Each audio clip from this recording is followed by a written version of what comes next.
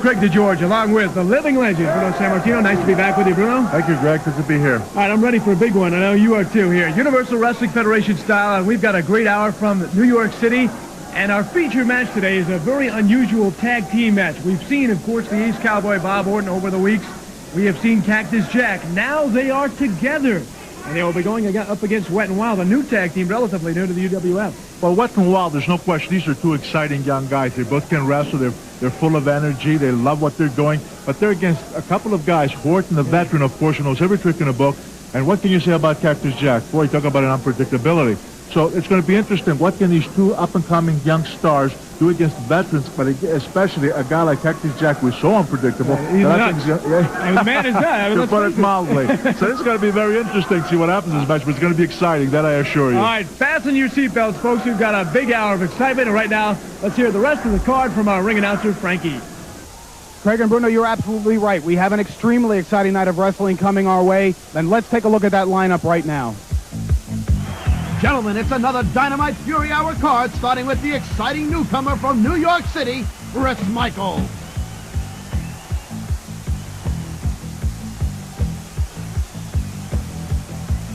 Back again with their pain-in-the-neck manager, Rick Golden. It's the unleashed strength of the Power Twins.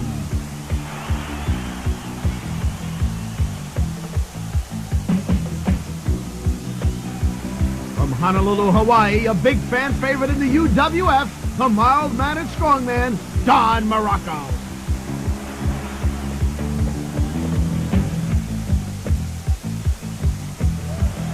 And a first-time look at the notorious Cowboy Bob Orton and the psychotic Cactus Jack, hooked up as the UWF's newest tag team.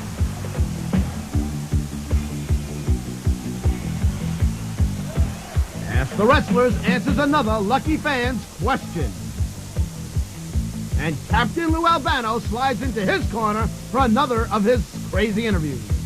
A reminder to our UWF fans in Florida, the Rumble in the Sunshine State is coming on Saturday, April 6th at the War Memorial Auditorium. We'll be there with a great card beginning at 8 p.m. Then on Sunday, April the 7th, we'll see you Central Floridians at Universal Studios for a 1 p.m. Dynamite UWF extravaganza. For tickets for both of these great events, call now, 1-800-368-4UWF.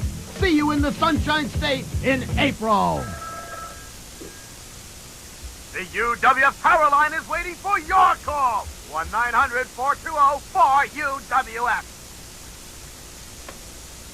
Call me now! Weighing in at 227 pounds, Chris Michaels! Chris Michaels, new battle with Captain Bad on the Fury Hour. Craig DeGeorge, Bruno Sammartino. Captain Bad. So they said from parts unknown. I understood before he was from Mexico City, wasn't he? Or am I mistaking him for somebody else? I don't know. I didn't know where he was from. But Mexico City is fine with me. You know, Michael's holding that flag.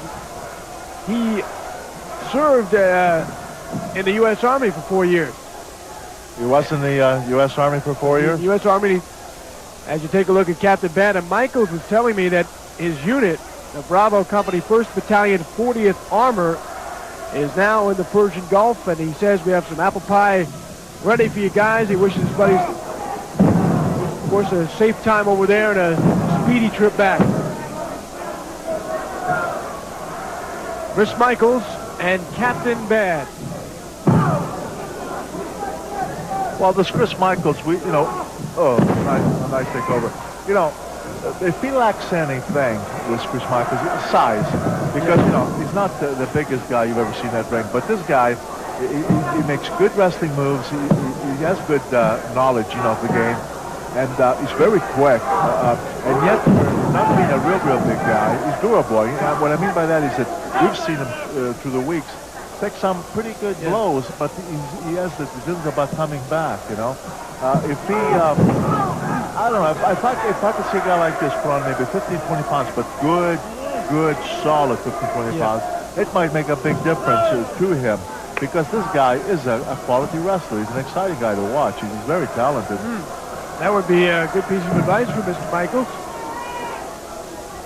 Well, it's going to be interesting to see which one of these guys is going to get out of this thing with a win. Got some tag team action coming up for you this hour. In fact, we'll get a look at Wet n Wild as well, their second meeting in the UWF.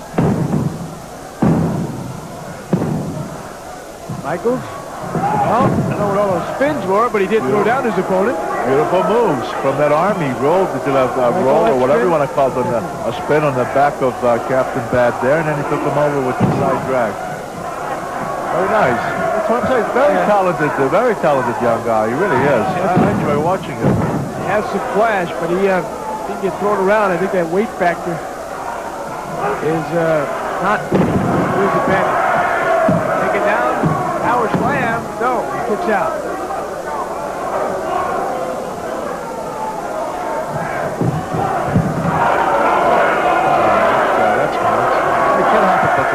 He certainly gives you his all in that ring. He is exciting to watch, you know. Always gives it his all. Like I said, I think he's very talented guy. Whoa! He's spun outside the ring, but now, boy, Captain Bad has no idea where he is. He went to the top rope. Here's Michael. Great drop kick off the top.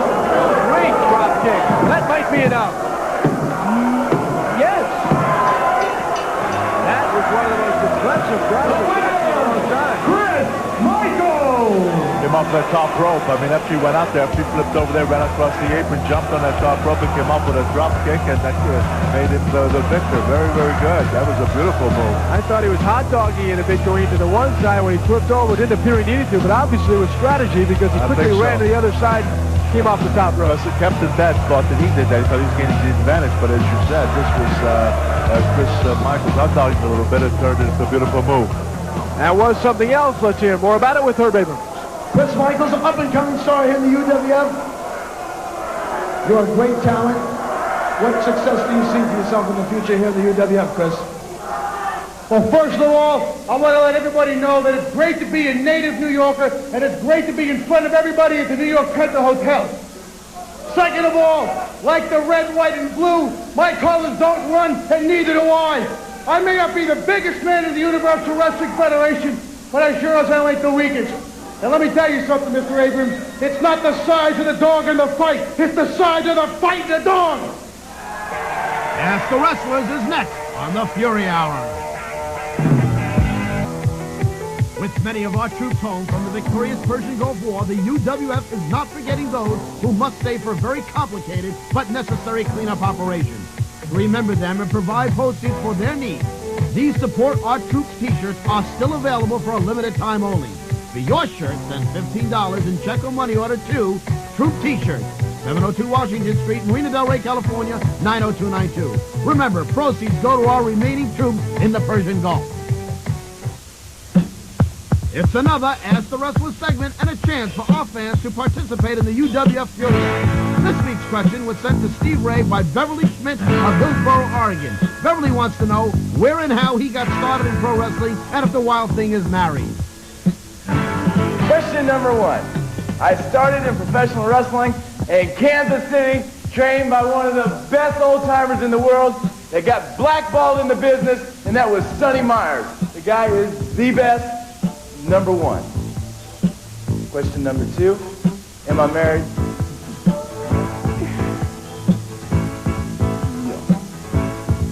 A free UWF t-shirt and cap is on its way to Beverly, and it could be to you too if we use your question. Remember to be a part of the fun. Send your question on a postcard to Ask the Wrestlers, 702 Washington Street, Marina Del Rey, California, 90292. And attention to our great UWF fans in the Sunshine State of Florida. We'll be in Fort Lauderdale at the War Memorial Auditorium on Saturday night, April the 6th. And in the Orlando area at Universal Studios for an afternoon of UWF Explosion, Sunday, April the 7th. For tickets, call now, 1-800-368-4UWF.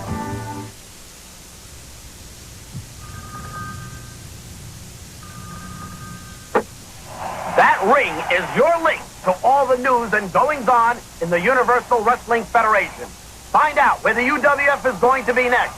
And hear comments from your favorite UWF wrestlers, like Paul Orndorff, Dr. Death, C. Brian Blair, and yes, even Colonel De Beers. Just dial 1-900-420-4UWF and find out about the Universal Wrestling Federation. Hey fans, now you can deck yourself out with great-looking UWF merchandise and be the envy of the neighborhood. All kinds of wearing apparel is available in all sizes and great-looking colors. To order a free merchandise brochure, just write to the UWF, 702 Washington Street, Marina Del Rey, California, 90292. Walk in style with the UWF trademark merchandise.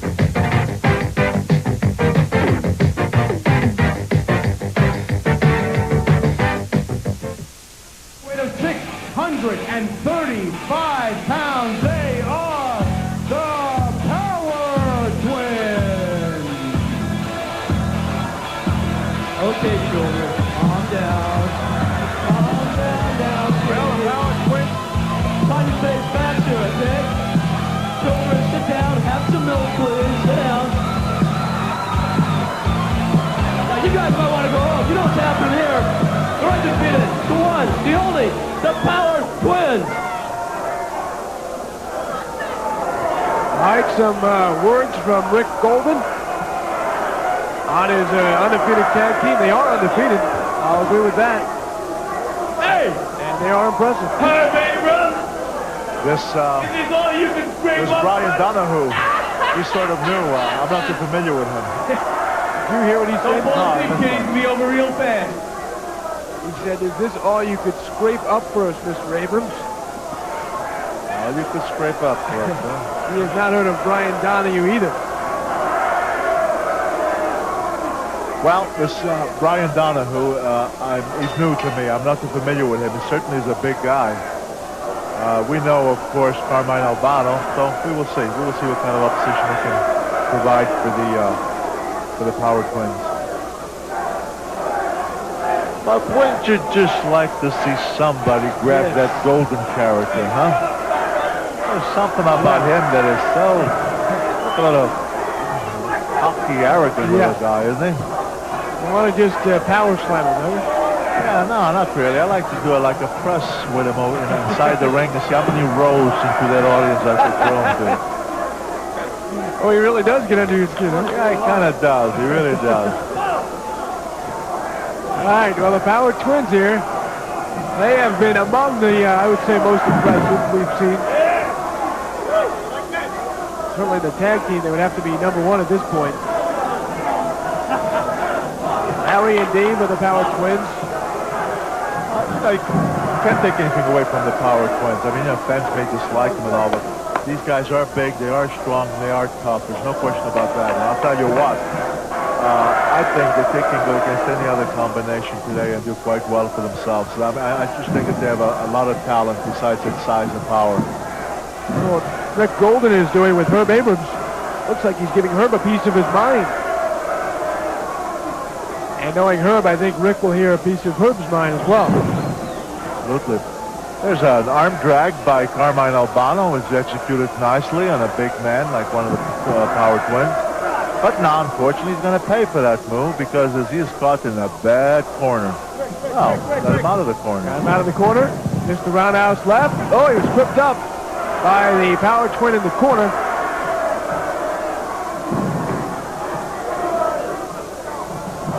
And here comes either Larry or Dave. They're both in there. Oh, double shot to the midsection.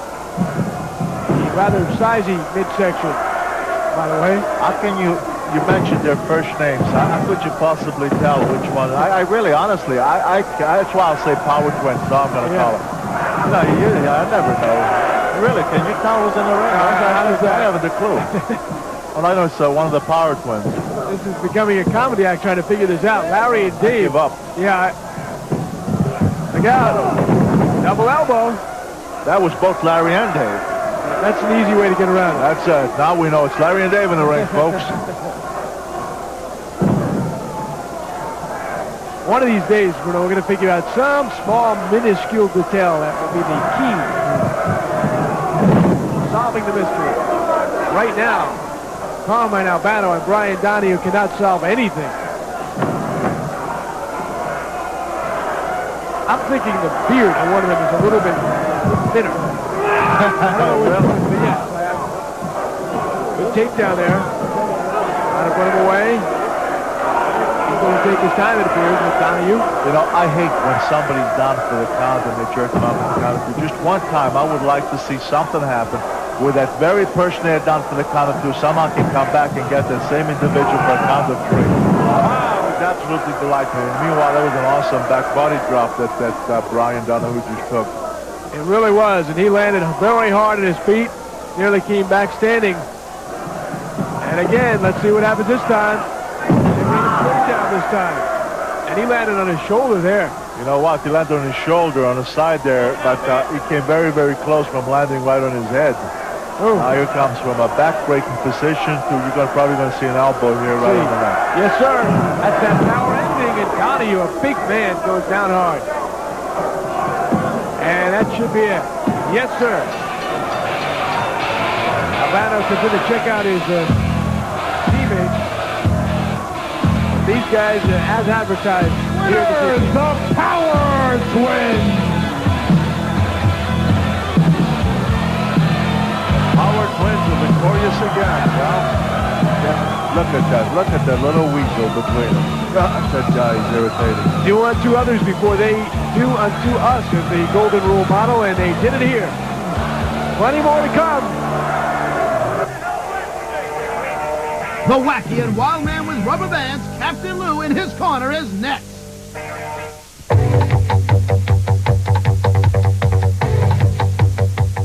Yes, wrestling fans, it's the big old fat man, Captain Lou Albano, baby, the man with the rubber bands, back again this week. Now, usually on the Captain's Corner, when I interview wrestlers, I have a background. I know something about them, but I've got to admit, these are 2 men that I know nothing about. I'm going to bring them right in right now, the Power Team. Come on in, guys.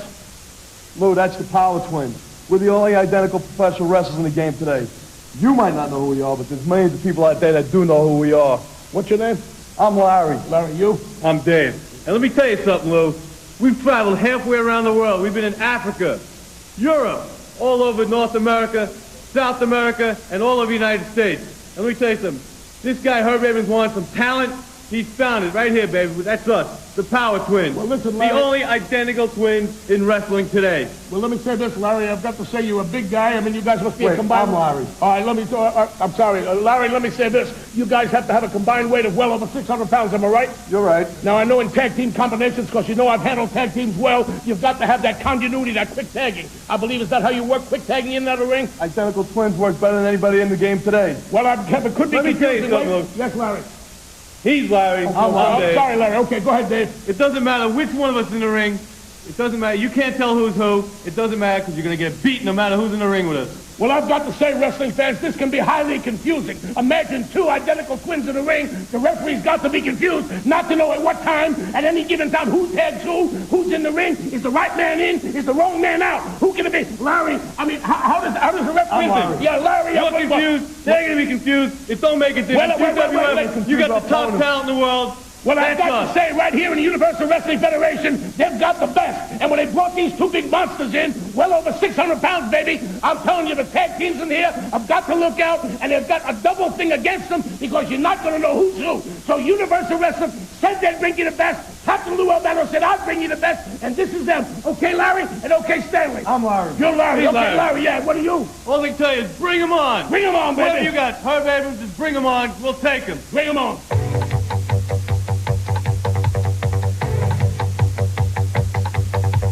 And attention to our great UWF fans in the Sunshine State of Florida. We'll be in Fort Lauderdale at the War Memorial Auditorium on Saturday night, April the 6th. And in the Orlando area on April the 7th at 1 p.m. at Universal Studios for an explosion that will happen that day. For tickets, call now, 1-800-368-4UWF. 5,000. Glenn Miller's Pennsylvania 65000, a jazz classic, and the phone number to a New York classic, the Pennsylvania Hotel, now the newly renovated Penta Hotel.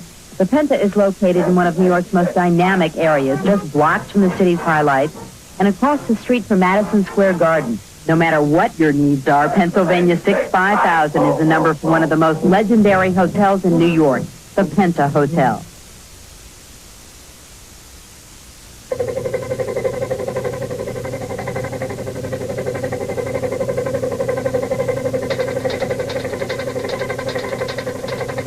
fans, now you can carry your favorite UWF wrestler and personality wherever you go, wearing these new UWF t-shirts. You'll stand out and be the envy of the neighborhood. Here's where to order either Dr. Death, Captain Lou, Mr. Wonderful, Bruno, Dan Spivey, Brian Blair, or the UWF logo. Caps are available too, so order now. This is Captain Lou Galvano, baby, and I've got the hottest pro wrestling news each and every day. I want you to call the new Captain Lou Wrestling Celebrity Hotline. I said, call now, brother. It's 1-900-LOU for you. Remember that, 1-900-LOU for you. Here's The Rock, Don Muraco.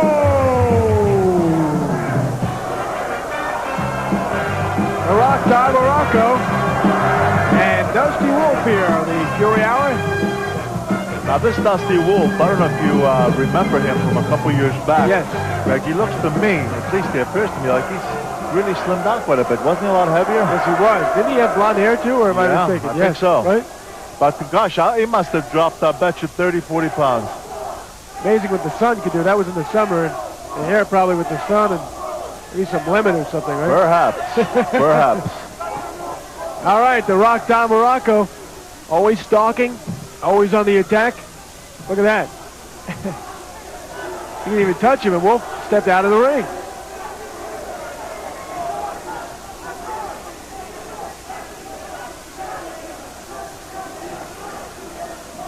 Wait, what is he doing? Arguing with the fans? Come on, Dusty. I think he's doing anything to avoid what he should be doing. Oh, I'll tell you. I'll tell you, Craig, I'm surprised as to how much lighter this Dusty Wolfe is. Gosh, I remember him 2-3 years ago. He must have been at least 30 pounds heavier. Wolfe, I still don't know what he's looking at or paying attention to. You know, he had all night to wait for the match. Now he has his chance, and he's on the outside of the apron.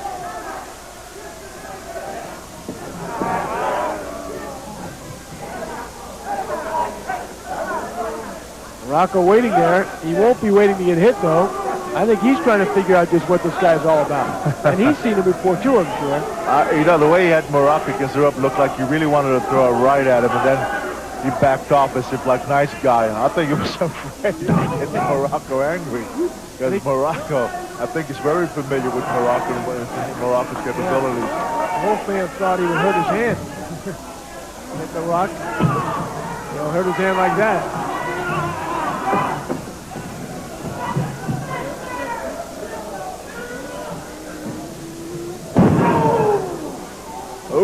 Wolfe says, and I understand why, Dusty. Very painful. Dusty might be crying, Wolfe. It's so long here. Muraco flipped him over and continues to work on that wrist. They look at Muraco, as we all know he's from Hawaii. I spent a lot of time on the beach, huh? He does.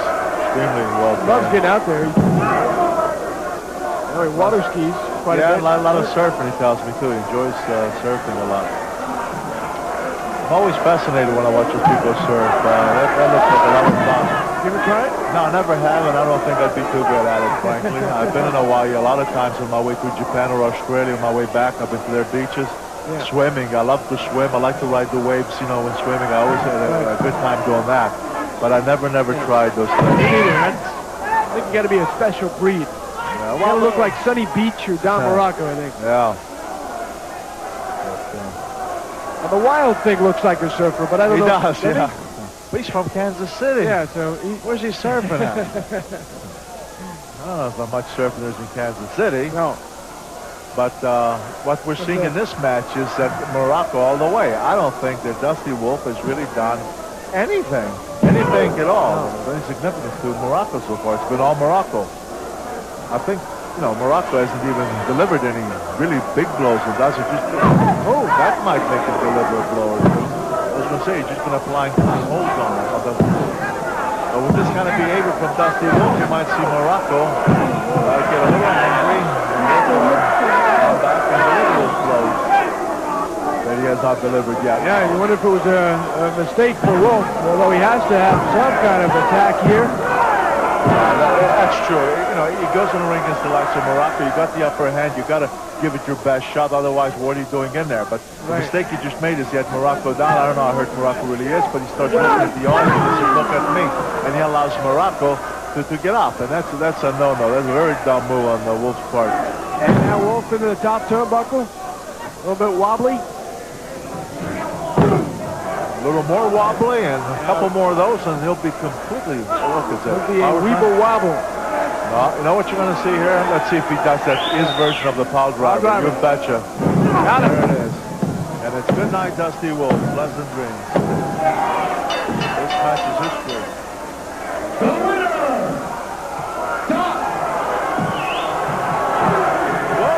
Steve Williams jumped in the ring. See, you see this? You see this? What was it last week? Remember when Muraco and he got into it? Right, yes. This is Williams getting even. This is Williams getting revenge. He feels that he was done wrong by Muraco, and look at that, huh? Williams is hammering away. Oh, here comes Orndorff with a 2x4. Orndorff's in there with a 2x4, and Williams just gets out of the ring. I beg your pardon, it's a 1x6, Mr. Craig. I used to be a carpenter, I'll let you know. You're right. But hey, Williams said, "Hey, I'll take a help, but not with that stick." He takes off. See, Williams thought it was a 2x4. Had he known That's it. it was a 1x6, He didn't know it was a 1x6. he may have stayed in there. That's right. At any rate, Muraco is down on the canvas. Look at Williams. Williams is offended by it. He says, like, that was a cowardly thing for Mr. Wonderful to do. But, hey, good thing for Muraco because, hey, a guy like Williams, when he gets you like that, he's not going to stop. And Muraco is obviously very hurt because Williams seems very, very angry. And this stems from that lumberjack match we saw last week, no doubt. Because if you remember, he and Muraco really got into it. And so now he was really taking revenge on Muraco, and he was really going to do a number on him. And Muraco ought to really thank Orndorff for coming in with that 1x6 because that saved him for another battle. Well, last week, Muraco helped out Orndorff. That's true. And this week, Mr. Wonderful remembered that. ladies and gentlemen, the winner of that match, Don Muraco.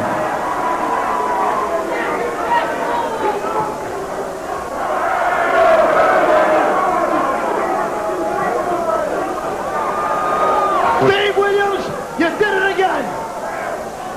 Blindsided another opponent. Why?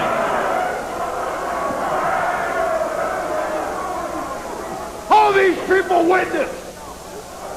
2-on-1. Orndorff, I told you, pull out the insurance. Take care of your family. Get out of business before I hurt you good.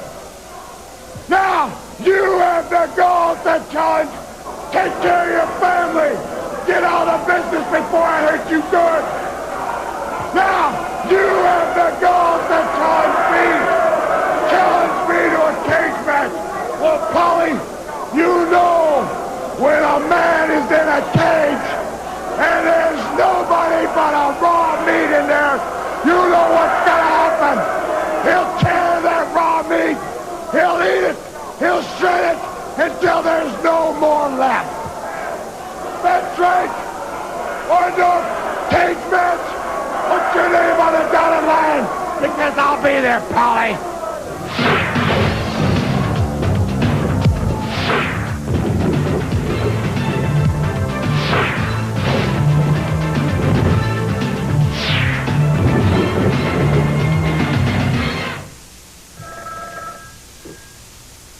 The UWF Power Line is waiting for your call. 1-900-420-4UWF.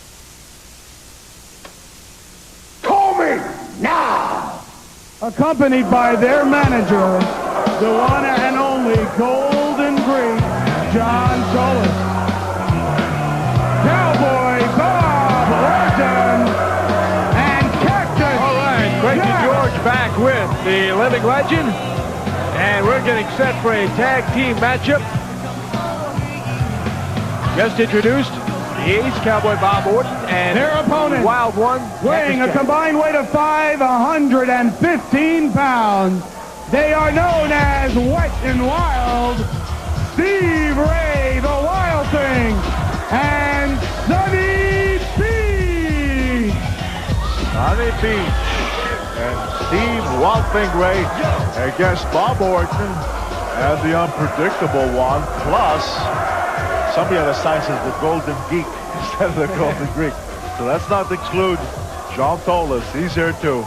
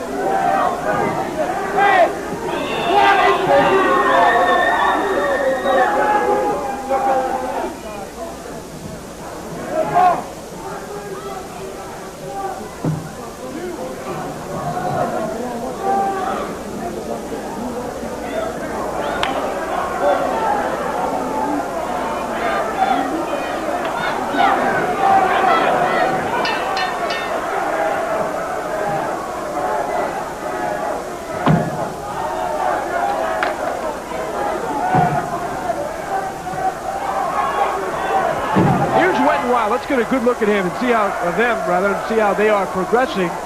As you look at the manager, John Tolos, they're relatively a new tag team to the UWF, and we noticed when the Wild Thing stepped in several weeks ago to help out Sunny Beach that they looked like a natural tag team. And well, I thought, when was it? A couple of weeks ago we saw them against the Power Twins? Power Twins. Yeah, again, you know, they need a little polishing up, but I was impressed. I thought that for having not been a team before that, I thought that they did really well together. And if they spend some time working out together and so forth, they certainly can be a tremendous team, I think. I think because when you have the ability that they have, it doesn't take long to get together, to understand each other, know each other, the moves and what have you, before you start gelling as a tag team. No question they have the individual ability. It's now putting those two abilities together and really coming out as one. The more important question is who can get used to, adjust to, having Cactus Jack as his tag team partner. I don't think anyone can do that. Sunny Beach into the top turnbuckle. Now that turnbuckle, he got out of the way just in time, and Cactus Jack nailed the steel pipe. Boy, did he nail it. I mean, he came full blast, and I thought it's amazing the way he hit that steel post that he didn't do some damage to his shoulder. Instead, he comes back in, gets hit, and then gets got an arm drag, and still in there. Sunny Beach. Applying the pressure on Cactus Jack. Tag is made. Hey, here's a Wild Thing coming up the top rope. But look at Cactus Jack saying, come on, go ahead, give me your best shot. And he did. And after he did, he says, whoa, that was tougher than I thought it was going to be. And then he took an elbow under the neck. Under the neck, right on underneath. And the drop kick. Cactus Jack having his problems here with the tag team. Boy, went wild. They look good. Double elbow there. Double drop kick. That's very nice. Now that you see, now these guys are really going like an experienced tag team. I mean, that's how much improvement they made just from that previous time. So, again, you know, if you have the ability, you can adjust. Now, what could the Golden Greek possibly tell Cactus Jack? I'd be saying, sit down for a second and let your partner get in there. Nope, that's not what he said. Jack back in there. Now, that would have been a good time to tag right there. He had a tough start. Let Orton get in there. Oh, there he is. And there he goes. Over okay. to Orton. Hey. Okay, attack has been made. Greg, you know what you're talking about, Greg. You know what's going on. All right. Orton comes in there. Sunny Beach is still in there in the neon yellow. That could drive camera people wild. You know, they adjust all those colors. That's for they sure. Have to change it when he gets in there. And you do have a lot of colors there, I'll tell you. And we're not just talking about the outfits either. A lot of color in the ring. Orton, Housetown Beach.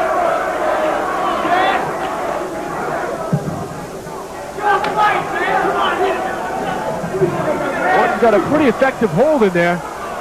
It appears tough to get an angle on it.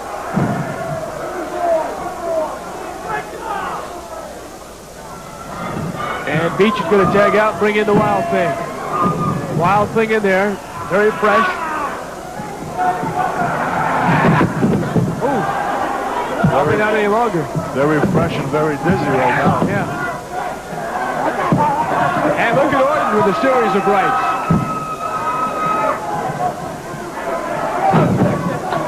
And that time into the boot of Cactus Jack. But he would have done more damage if he had Cactus Jack stick his head out, remember, against the Cactus Jack's head. I think it would have been more devastating than his boot.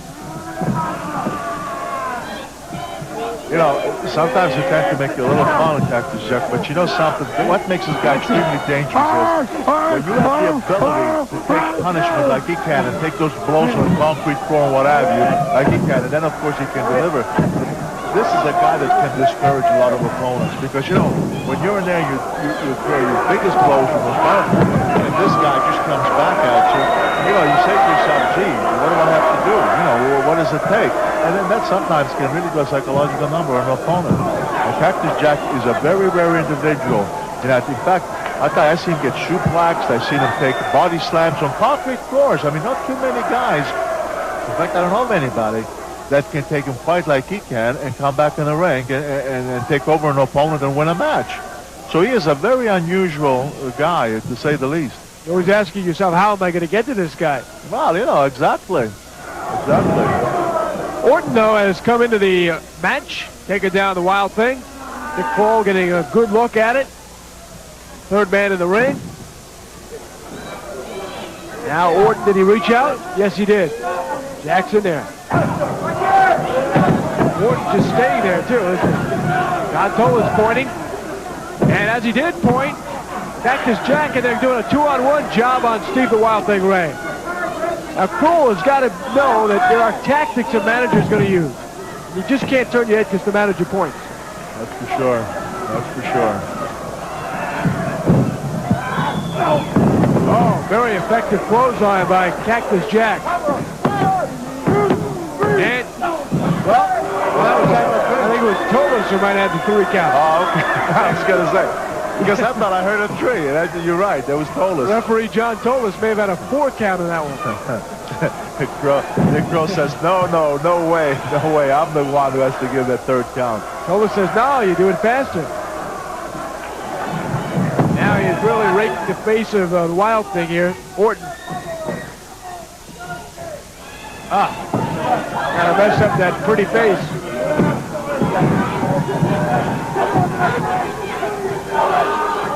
Again, Kroll. Come on, Dick. Occupying a side with Beach, yeah. You know, you can't spend, whenever it's a tag match like that, a referee cannot spend too much time with one particular person because there's 3 other people out there and you don't know what's going on.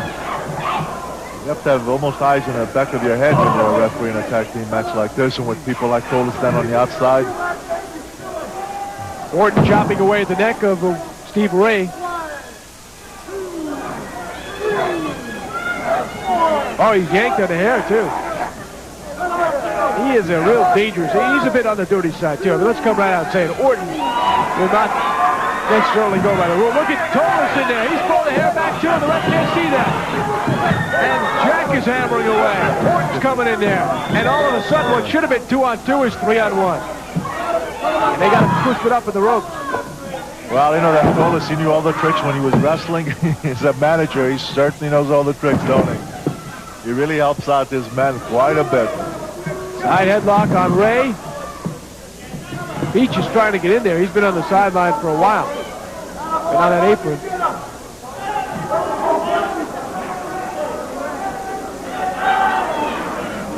Ray twists him over, trying to get him in a scissor.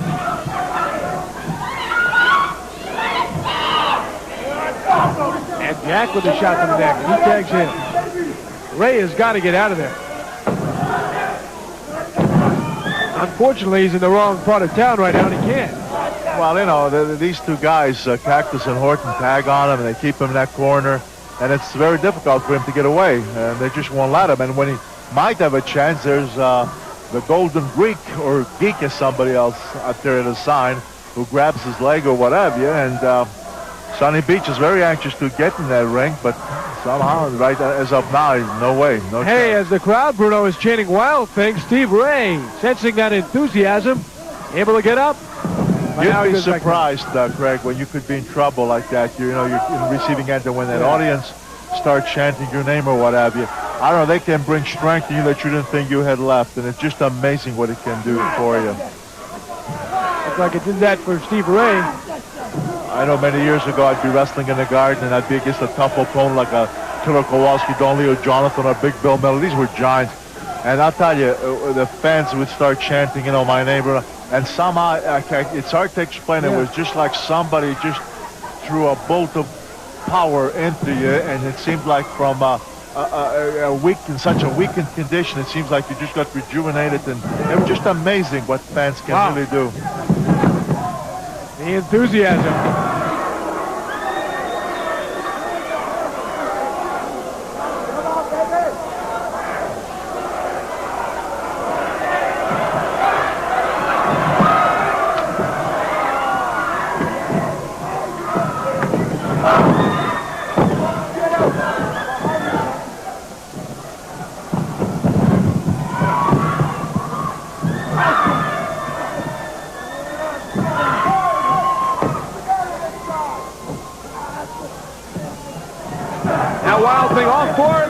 He was trying to pick up Cactus for slam, got down, and he just yanked him by the tights and threw him outside the ring.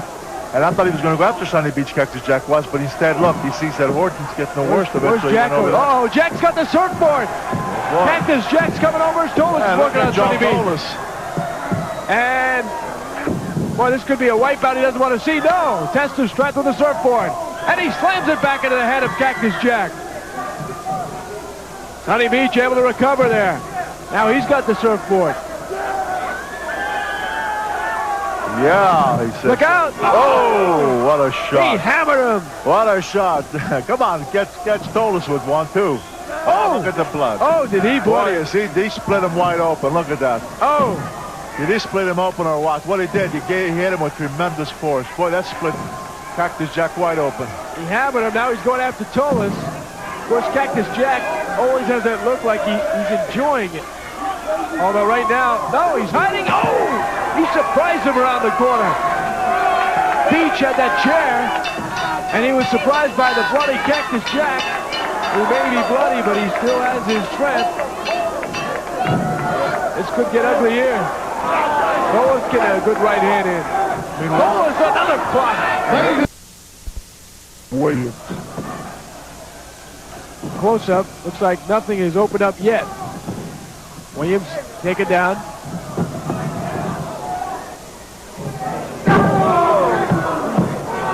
Good leg stretch.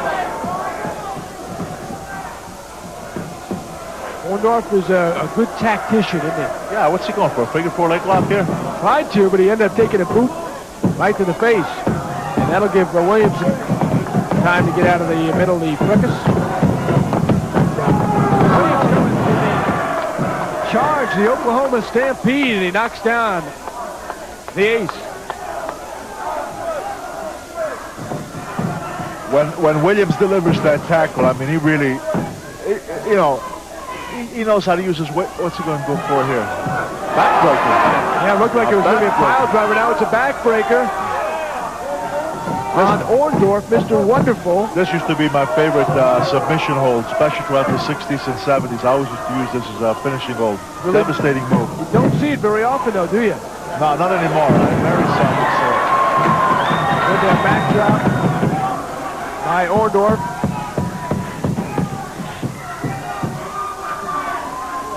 Lumberjacks, 10 of them around the ring. There's Chris Michaels, Cactus Jack. Orndorff into the corner. Here comes Dr. Death. He may have cracked his head against that steel pipe. I don't think he hit it with his head. I think his shoulder hit that buckle there. I don't think he hit it with his head because if he had, I think it'd be on that mat yet. He is reaching toward his eyebrow, and let's see. Yes, it had it cut open. Yes, sir, Bruno. So far, you'd have to say that the match is really going back and forth. You know, it seems like Orndorff's got the advantage. Looks like he's really got things under control. And then, boom, here comes Williams. And then the same thing. Williams really gets things under control. And, boom, here comes Paul. I mean, it's just been going back and forth like that since the match first started. Here's Orndorff going over that top rope. Now, if he can let a massive blow from up there, like a... He comes down with the elbow drop. Man, I thought he was going to try... Oh, if he gets a power driver, he's in. He's trying for it. Look, Cactus Jack making his way to the ring. What's he doing there? See, that's rotten, because if he would have succeeded with that... Oh, my, the referee gets knocked out. Yeah, referee got knocked down there.